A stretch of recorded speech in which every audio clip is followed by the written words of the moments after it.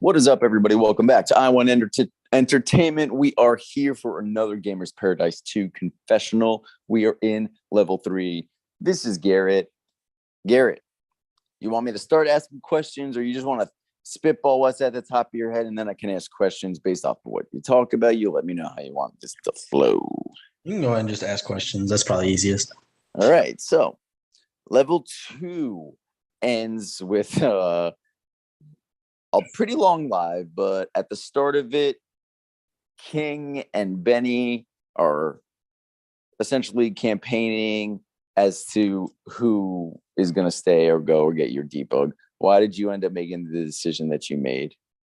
Well, I would say campaigning is a subjective term because there was zero campaigning from King. If he was trying to campaign to me, he did nothing. So it was a pretty easy choice for me to take King out because he just wasn't as active as Benny. And given that Benny's working a 24-hour shift in Korea and talk to me more, I give that man way more respect. So, and it's a shame that I didn't get to meet really King at all. And I honestly, if he wasn't on the cast, like you could have told me that we played with 16 people and I would have believed you because that man talked to me that least amount. So it was an easy choice. Dead. All right. So King's out of here. Bye, King. Then we move on to level selection. You've been trying to push racing for like a round or two, and some people are biting at it. Some people sort of agree with your stance on it. Some people want racing for their own reasons. But that is not, I mean, it was the most we've seen racing on the wheel, but it was not selected. What the fuck round? Sandbox was selected. So what was going through your mind when like you saw the votes and then it was actually decided that this is what's going down? We need your votes. Get them in. Yeah, I think I again got no conversation about what to pick. It was pretty diverse from what I remember. It wasn't all survival this time, or like all sandbox. And I'm gonna guess that those that picked racing did not feel good about their position in the game, is my guess, because they were hoping that it would be enough of a variation in the rankings that. Hold on 1 sec. Oh my god, this fucking. Don't worry, I got 3.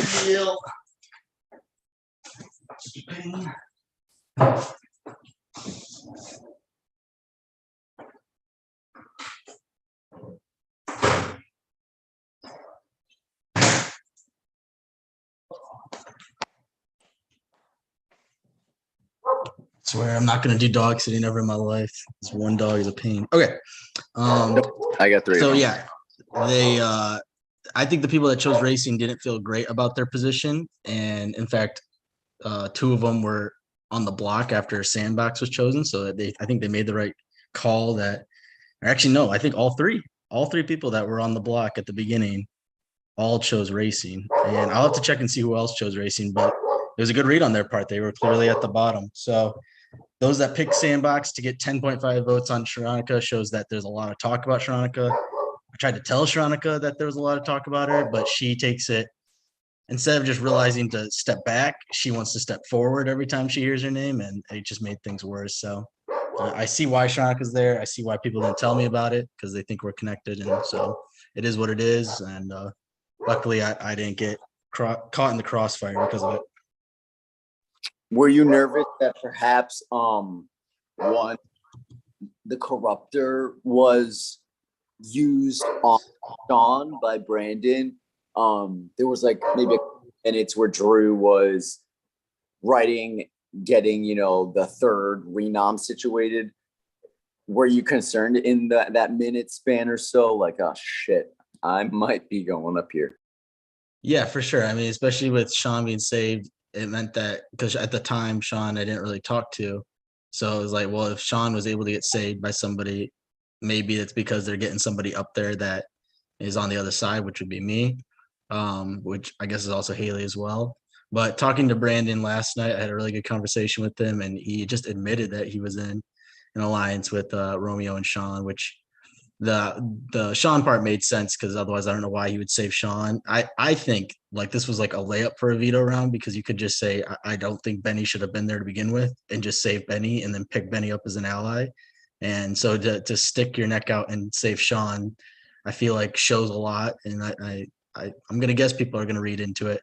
But I think Brandon just knows that Sean is it's an all or nothing with Sean. Either he's going to be safe by everybody, or everybody's going to dogpile him on eventually. And so I don't think Brandon wanted to take the risk of losing Sean this early, and so that's why he saved him. But yeah, it did show a little bit of Brandon's cards there, which is okay with me because I see Brandon as one of the better players here, anyways. So the more other people see it, the better. Okay, so how are you? You mentioned a little bit through that answer, Sharonica. Obviously, we see your relationship with Sharonica.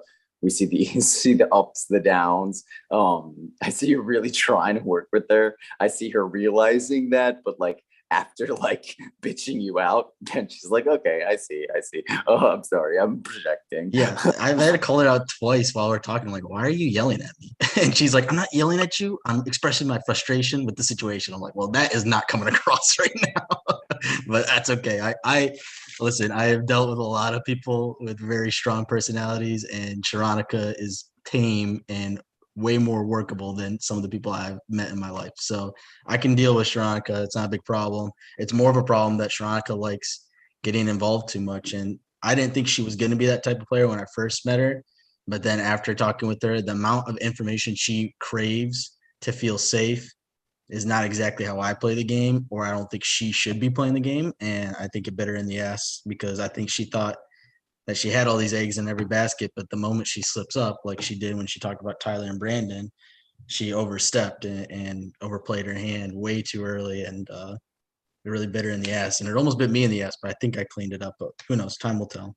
But yeah, she's a tough person to work with. I can understand why she got 10.5 votes because if you have not dealt with a personality like that, it can be a big turnoff. I think I don't see it as a problem. I know what she's doing, and I do think that she is genuine. I just think that she also likes to hear gossip, and I think she doesn't want to be a part of it, but because she likes to be in all the conversations, she's going to be a part of it eventually because of how these players play. And so she gets mad at me for not saying names, but there's a reason why I don't say names to her is because she likes to talk, and so do other people. And it already bit me in the ass with Brandon and Tyler, and I'm not going to let that happen again. And if that's going to frustrate her, well, that's tough for her. She's the one that put herself in that spot. So, what do you think the likelihood of her being able to survive this level and maybe learn from mistakes and become a more valuable ally for you? I mean, if she survives, which is actually a pretty decent shot, if she survives, there's 10.5 votes. I'm trying to think. Hold on one sec. I got the other dog barking now. Take your time.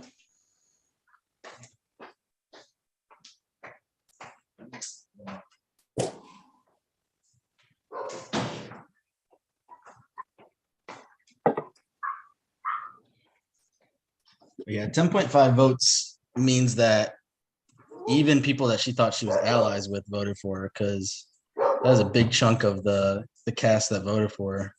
I mean, at that point, it's all but like 5 or something like that, or 4. And I know I didn't vote for her. So there's only a few people that wouldn't vote her out. And if they do win the competition, they would vote Haley out. So she has about like after I just did my comp run, but so it's a lower chance now because I did not do well. But she has probably about a 20% chance of getting off the block. And it's not good odds, but they're better than 0, which some people I bet think it's 0 and it's not. All right. Let's play worst case for Garrett. Happy of the 3, Sharonica leaving would worst case scenario for you heading for? Worst case scenario is Sharonica leaving, you said? Yeah, for you. Between these 3 at the end of the level, like what's worst case scenario for you? Not saying like worst case scenario is like break it, but like of the 3, what's worst case? Honestly, I think worst case scenario would be winning the comp. I actually did try at the comp, but I'm bad at whatever that was. But that would be worst case scenario. So there's a chance of that. And I'd have to choose between Sharonica and Haley. Because I don't really want to vote Benny out. Even though, it's hard to know long term what Benny's thinking. I just think that, I want to give him a shot. But I would say I think a best case scenario, Sharonica gets voted out because that's the only person that people have connected to me. And so after she's out, then I'm pretty much smooth sailing, and my name won't come up for a while, I doubt, unless I start winning comps or talking more. And I think I should be fine for a bit if Sharonica goes home. I think her staying could set it up to where me and Sharonica get put on the block. And then if she wins the veto, then they vote me out to split us up, So it honestly probably is best for my game if she goes. I want her to stay because I know what she's capable of, and she's not a bad player. She just, I don't know what she was thinking when she tried to go for Brandon and Tyler. Those are two very well-positioned people. And I don't know. I mean, there's a lot of confidence to think that you had the numbers to already go for them now. So I don't know why she did that. That it was one mistake, but it snowballed into a bunch of other stuff that I think she could clean up. But I think her going is probably best for my game, not the worst thing. And then, okay, so Sharonica, the Garrett Sharonica narrative, obviously gone. Where does who or what people turn into? All right, I need to invest here now. I think I am at this point, it feels like if I don't get put in any alliances, I feel confident that I'm pretty much everyone's plan C or plan B.